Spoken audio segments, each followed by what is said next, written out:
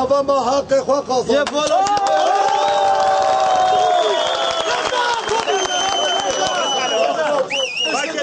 نو برای هدی فکر کوی خواهدم برای خواه خود این برای فکر ما هم هدین نفده ده ما 6 سال چه به مجلس سرخواه گردیه هم جید کبینه یعنی فرق کسی نینه هم همی برای ایسی otobüse kebe sırada hatta sonra hayta koy otobüse grup halinde iki sırada da bir boş medi güzel ne yapardı?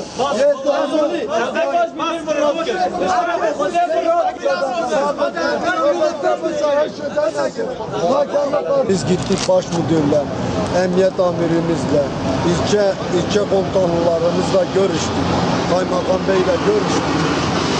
1+1 bize söz verdiler, yardımcı olacaklar. Artık bundan sonra herhangi bir olaya bir taş atmaya biz taraftar değiliz. Biz artık taş atmıyoruz. 1 Temmuz'a kadar 1+1 serbest oldu. Kimse taş atmasın. Taş atanları da biz kınıyoruz, biz dışlıyoruz. Bizim dostumuz, arkadaşımız değildir. Sonuçta bir ekmek peşindeyiz. Ekmeğimizi kazanmaya çalışıyoruz. Bundan sonra herhangi bir şey, bir mitingdir, bir şeydir, biz yokuz. Artık böyle bir şey yapmayacağız. Biz söz verdik, söz aldık. Artık öyle bir şey yapmayacağız. Müdürlerimize şunu söyledik. Biz burada turizm seyahati altında B2'lerle yolcu taşımacı yapıyoruz. Yani başka bir husustan, başka bir çeşitten bizi algıladıklarını ve kesinlikle hiçbir şekilde zorbalığa ve başka bir yola girmeyeceğimizi söyledi kendilerine zaten. Sadece biz kendi yolcularımızı, özel yolcularımızı alıp karşıdan götürüp karşıdan aynı bu şekilde getirmek suretiyle aldığımız sözlere dayanarak biz bu eyleme son verdik.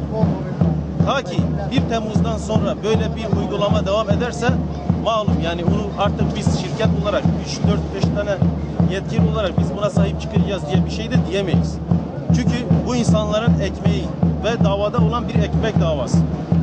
Bunun için sadece ve sadece insanların sadece ekmeğinizle oynanmayacak ve kendi kazancınızı sağlayacaksınız diye söz aldık. İnşallah herkes sükunet bir şekilde verdiği sözün arkasında durur. Bu insanlar da artık yola çıkmaz. Otobüslere binen insanlar da zaten yabancısı, bizim yerli insanlarımız başka bir şey.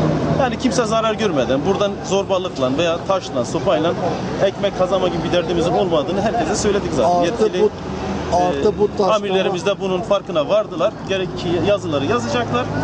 İnşallah olumlu bir şey olur. Bu insanların da artık yollara dökülmesine bir şey kalmaz.